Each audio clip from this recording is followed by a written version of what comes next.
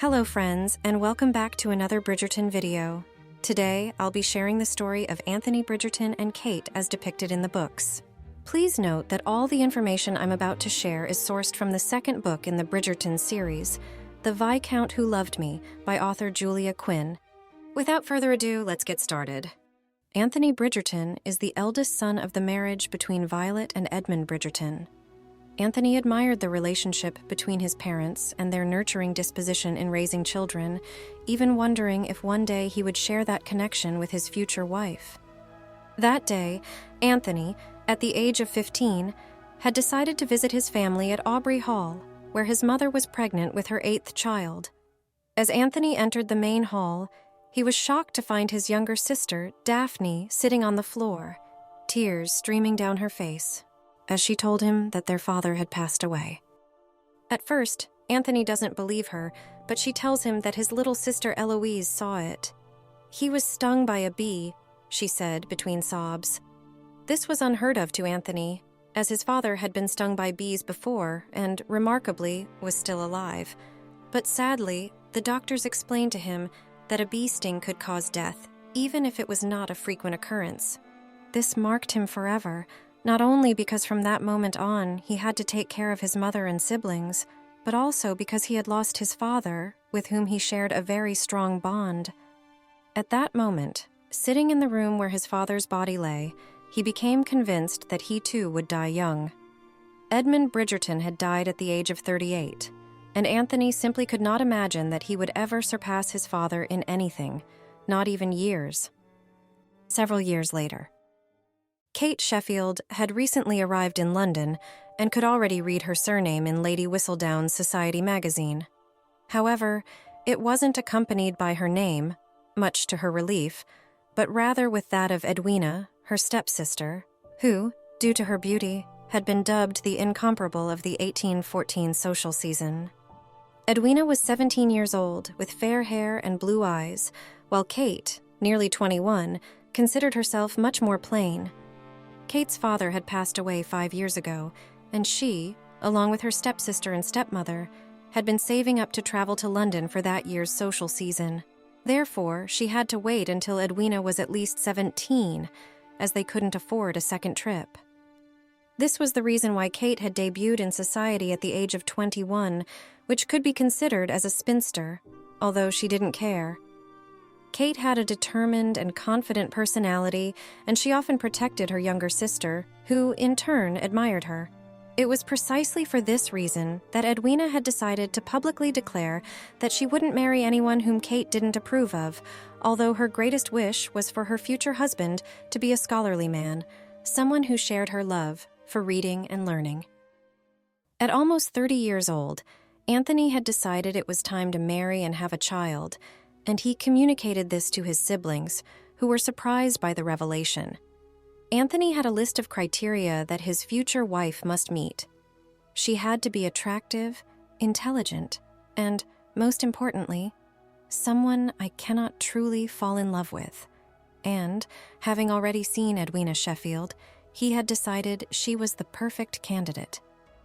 The Sheffields, for their part, had already heard of Anthony, especially through Lady Whistledown, and although he had caught Edwina's attention, Kate thought he wasn't right for her as he was publicly considered a rake. That day, they attended a ball where Colin invited Kate to dance, and she was surprised to find him rather pleasant. After a brief conversation, Colin went to meet Anthony, who had been dancing with Edwina. His brother asked him what he thought, and Anthony replied that she would serve his purposes, to which Colin suggested he should meet Kate. Anthony was aware of the condition Edwina had set regarding her future husband, and he knew he must first earn Kate's approval. Upon meeting her, he found himself surprised to consider her attractive and self-assured, a far cry from the opinion he had initially held. Kate, for her part, did not change her opinion of Anthony, and even attempted to insult him on more than one occasion, but he interrupted her, leading her to the dance floor, and thus preventing her from saying something she might regret. While they danced, they argued with each other, and Kate seized the opportunity to forcefully step on Anthony's foot more than once. He, in turn, informed her that she was mistaken if she thought she could control him, even though she had succeeded in doing so with Edwina's other suitors. Taking advantage of the last few minutes of the dance, she stepped on him again, but it was Anthony who had the final word, asserting that, whether she liked it or not, he would court Edwina and marry her. The next day, Anthony decided to visit the Sheffield household, where he appeared with 3 bouquets of flowers, one for each woman in the family. This gesture moved Kate, who had always admired from the sidelines the gifts her sister received from her suitors. As Edwina had decided to go for a walk with Lord Burbrook before Anthony arrived, he decided to accompany Kate, who was about to take her corgi Newton for a walk. But during the walk, the dog broke free from the leash and ran off towards a crowded park, aiming to jump into the lake. Terrified, Kate watched as her fears became reality when Newton leaped onto Edwina, causing her to fall into the water, prompting Anthony to jump in after her to save her. Due to the incident, Edwina ended up retiring, leaving Kate and Mary to attend the next ball alone, after Edwina reminded her sister that she also needed to find a husband. Although Kate hoped that Anthony wouldn't notice her presence at the ball, the opposite happened. When he saw her, the young man was breathless and confused. He wondered how he could feel desire for a woman he didn't even like. In addition to this, he had been dreaming about Kate, but not just any dreams, rather erotic ones. So, thinking that perhaps his mind was playing tricks on him, he decided that the best way to get Kate out of his mind would be to meet up with Maria, a famous opera singer who acted as his lover whenever he was in town and who happened to be at the ball that night. Kate, who had been trapped by the scandalous Lady Featherington, managed to escape the conversation by slipping through a hallway of the house, but she was forced to enter a room upon hearing Anthony's voice approaching. As she entered, she discovered she was in a study, but she was forced to hide under the desk when Anthony entered the room accompanied by Maria, the singer. Anthony, who had memorized Kate's peculiar lily scent, almost immediately noticed her presence, locking eyes with her as he stood behind the desk. He couldn't believe it. Kate Sheffield, the most exasperating, irritating, and devilish woman in all of England, was crouched, squatting like a frog, under his desk. Driven by the pleasure of making her suffer, he approached her, and knowing she couldn't make a sound, he stepped on her hand while saying goodbye to Maria. Then he made her come out of hiding, ignoring the girl's efforts to assure him that she hadn't tried to spy on him.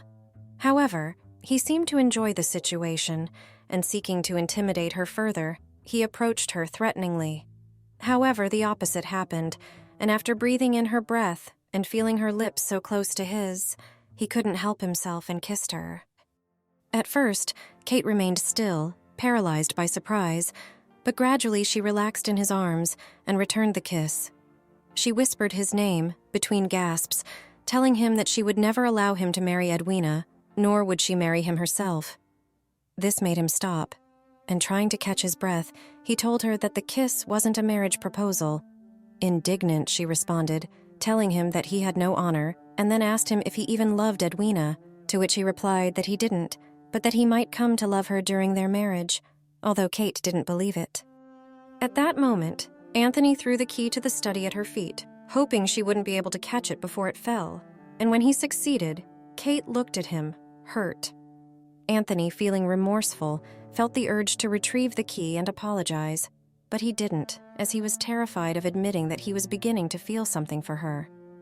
Finally, Kate picked up the key and left the study, but not before reiterating that he would never marry Edwina. A few days later, Kate found herself reflecting on the events of that night and concluded that Anthony must have kissed her out of curiosity, anger, and pity. Soon, they received an invitation from Violet to a party at Aubrey Hall, the Bridgerton family's country house, and Kate, convinced that Anthony would try to kiss Edwina to secure a marriage proposal, decided to accompany her. Once at Aubrey Hall, Anthony decided he must apologize to Kate and propose to Edwina as soon as possible. While pondering this, he strolled through the house's garden where he encountered Kate, to whom he apologized. She, proud, explained to him that even if he married Edwina, the kiss would always remain between them and couldn't be undone even if he changed his rakish ways. Anthony, not paying much attention, wondered to himself if Kate would return the kiss if he kissed her at that moment. If he would be forever attracted to his sister-in-law. If he still had time to find a new bride. Or if he should simply kiss Kate in the gardens of Aubrey Hall. But his thoughts were interrupted by Colin, who informed them that Daphne had organized a game of pall-mall for the whole family, so Anthony decided to find Edwina and invite her to join them. Meanwhile, Colin offered Kate the choice of the first mallet, and she decided to take the black one, which the siblings had dubbed the death mallet. Colin, who loved teasing his siblings, decided to hide the purple mallet so that only the pink one remained for his elder brother. As Anthony and Edwina arrived, the game began. As the game unfolded, Kate discovered that the Bridgertons were actually quite competitive and aggressive players, and they had even created their own rules. So, determined to annoy Anthony more than he already was, she decided to play with malice, winning the game to everyone's surprise. After finishing, they found themselves obliged to return together and alone to the country house, and as they walked, Kate noticed how he threw her glances that she couldn't decipher, while he, for his part, discovered that she hated the rain. Anthony then asked her if she still hated him, moving his face closer to hers seductively, and seeing that she was unable to respond, he smiled, took her hand, kissed the inside of her wrist, and left. At dinner, Kate watched as Anthony defended Penelope from Cressida Cooper's mockery and escorted the girl to dine with him, which moved her and made her consider him a hero. That night, Kate found herself thinking about Anthony and unable to sleep. She decided to go to the library to find something to read. Suddenly, a fierce storm hit the area, and the crash of lightning terrified Kate, who, gripped by panic, hid under a table. Anthony, who had been in his office reviewing some papers, entered the library upon seeing a faint light. He then noticed it was a candle, but when he approached to extinguish it, he heard the panicked breathing of someone somewhere in the room. At that moment, he found Kate, crawled under the table with her, and wrapped his arm around her shoulders, saying, "I'm here. Everything will be okay." Finally, Kate's panic began to subside, and he patiently encouraged her to open her eyes and look at him. She then asked him to tell her about Aubrey Hall and her father. At first, Anthony hesitated, but he told her that Edmund was the best father a child could wish for, and that losing him was hard. Kate then spoke to him about her father, how he remarried a few months after her biological mother died because he thought she needed a mother more than he needed to follow mourning etiquette. She also told him that she doesn't remember ever being afraid of storms, and that, although the rain unsettles her, her fear really lies in how strong the storm can become. As she looked at him, she realized that something was tormenting him too, and from this, they decided that they would be friends. The next day, and against her better judgment, Kate began to acknowledge her feelings for Anthony, also knowing, with much sorrow, that she couldn't do anything to prevent him from courting Edwina. And it was at that moment, while she was in the garden of the house reflecting on the situation, that she encountered Anthony, although she immediately knew that he had actually been looking for her. Upon seeing her, he offered an apology for bothering her, but she interrupted him, telling him that he had her permission to court Edwina. This took him by surprise, for far from feeling happy upon hearing that, he felt confused. He had begun to accept that he could love Kate if he allowed himself to. Despite this, he tried to convince himself that loving her would be too painful for a man like him, destined to die young. So, instead of confessing his feelings for Kate, he thanked her for her permission to court Edwina. Suddenly, a faint buzzing is heard. Terrified, Anthony ordered her to stay still, but Kate looked at him amusedly, telling him it was just a bee. At that moment, the insect struck against the girl's hand, and following this, stung her on the chest. Anthony, terrified, grabbed the neckline of Kate's dress and pulled it down to examine the sting, then brought his mouth to the wound and began to suck out any venom the animal might have left, desperate at the thought that, like his father, Kate could lose her life. Completely confused, she began to protest, but her words were interrupted when she saw a group of women nearby who were staring at them in astonishment. It turned out to be none other than Violet, Mary, and Portia Featherington, looking at them in disbelief. Both tried to excuse themselves, explaining the situation, but Portia, who loved to meddle where she wasn't wanted, declared that Anthony should marry Kate since they had been caught in a compromising situation, which Anthony agreed to. Kate, however, wondered how she would explain this to Edwina, to which he replied that while she could tell her the truth, there was also the option of lying and saying they had fallen in love, although Kate thought that nobody would believe Anthony would want to marry her of his own free will. After reaching an agreement, the three women left, giving the couple a few moments of intimacy that Anthony seized by kissing Kate and unleashing all the passion he had been containing for so many days while whispering to her how perfect she was for him. However, Kate was not convinced. She thought that Anthony would marry her out of obligation alone, and the idea that he might still love Edwina while being with her terrified her. A few hours later, Kate found herself facing her sister, delivering the news. To her surprise, Edwina wasn't surprised at all. Anthony's feelings for Kate were too obvious to her. But it seemed that the rest of London didn't see it that way, as rumors began to spread that Kate had deliberately trapped Anthony. With only 2 days left before the wedding, Anthony decided to visit Kate. He then told her that their marriage would only be based on friendship and respect, but not on love, implying that he didn't love her. This upset Kate, although she tried to conceal it as best as she could. He then proceeded to give her a ring, his engagement ring, which was, in fact, a Bridgerton family heirloom. He took Kate's hand with utmost delicacy and placed it on her finger, then kissed her as if his life depended on it, and after that, he bid her farewell, assuring her that he would see her on the day of the wedding. On his way home, he found himself thinking that their marriage would be a success. However, Kate worried that, although Anthony had told her he didn't love her, it was clear that he desired her. So, she thought he might be yearning for another, because she wasn't his first choice as a wife. The night before the wedding, Mary visited Kate in her room to explain what might happen on her wedding night. Kate already had an idea of what would happen, assuming that marital relations wouldn't be much different from how animals mate. However, Mary explained to her that making love can provide pleasure because it's an act of love. Kate accepted Mary's words, but when she found herself alone, she began to worry, thinking that if a man always finds pleasure in sex, then Anthony might think of someone else when he's with her, and she would never know.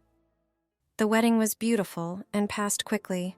Once it was over, and they were in the carriage heading to Anthony's house, he asked Kate if she was nervous and told her she had nothing to fear, although he admitted he was also nervous. Kate then took the opportunity to ask him to wait a week for the wedding night, as she would like to have time to prepare.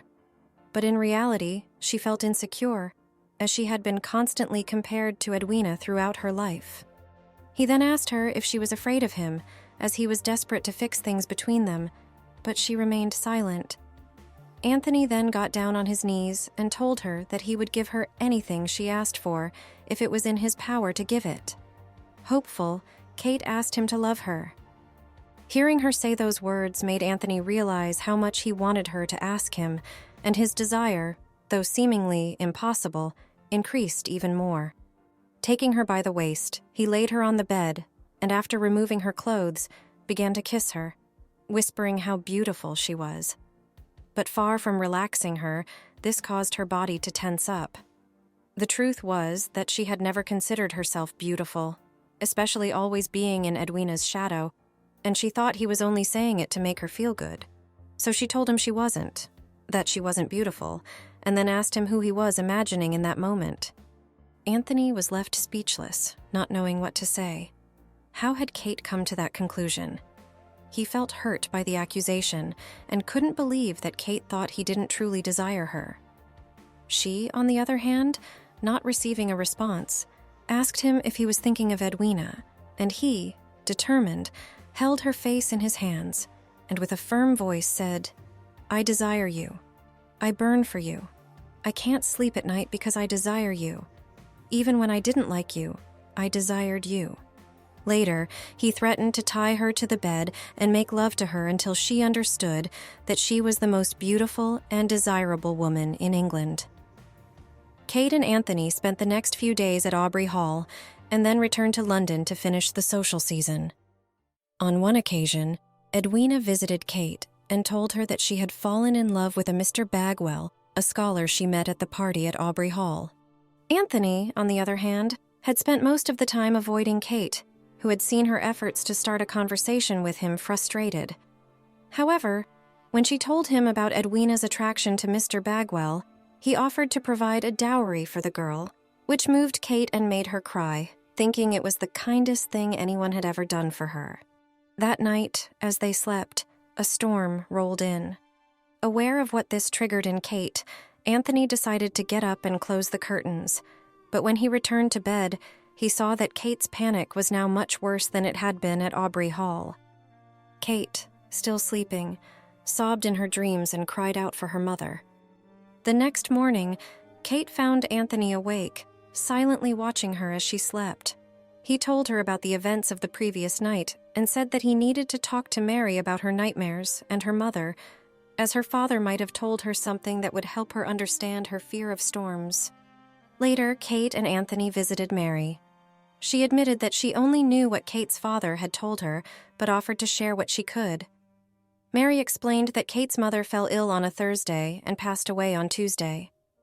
It rained the entire time she was sick, and the rivers overflowed, blocking the roads. A lightning strike even split a tree in the garden in two.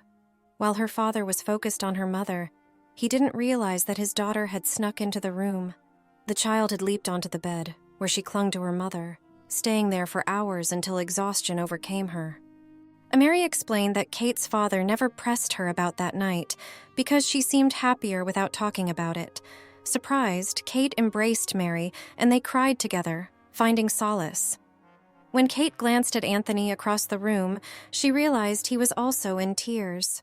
In that moment, Kate knew without a doubt she loved that man.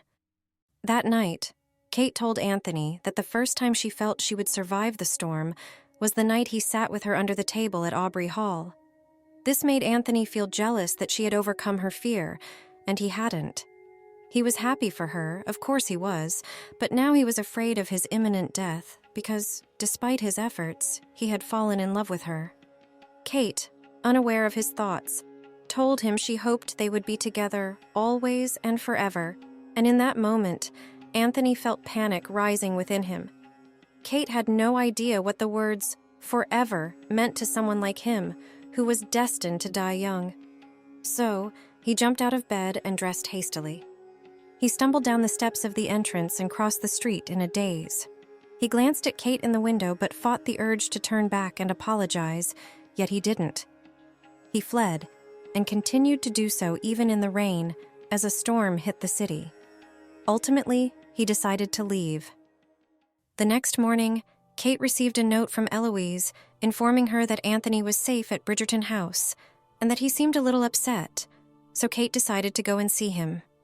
Once there, Eloise told her that her brother had arrived in the middle of the night and locked himself in the study.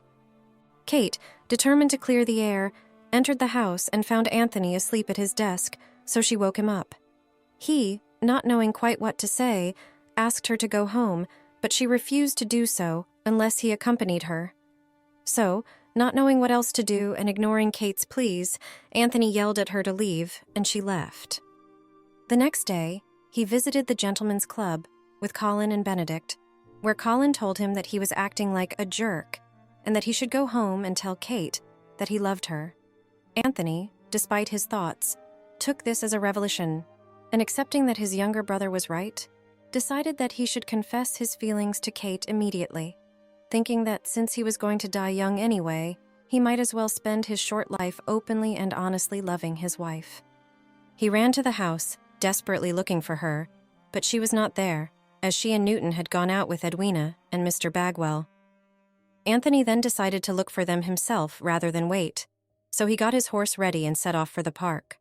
But when he was on the road, he heard a woman scream, and then saw Kate and Edwina's carriage go round a bend too fast, go off the road, and overturn on its side.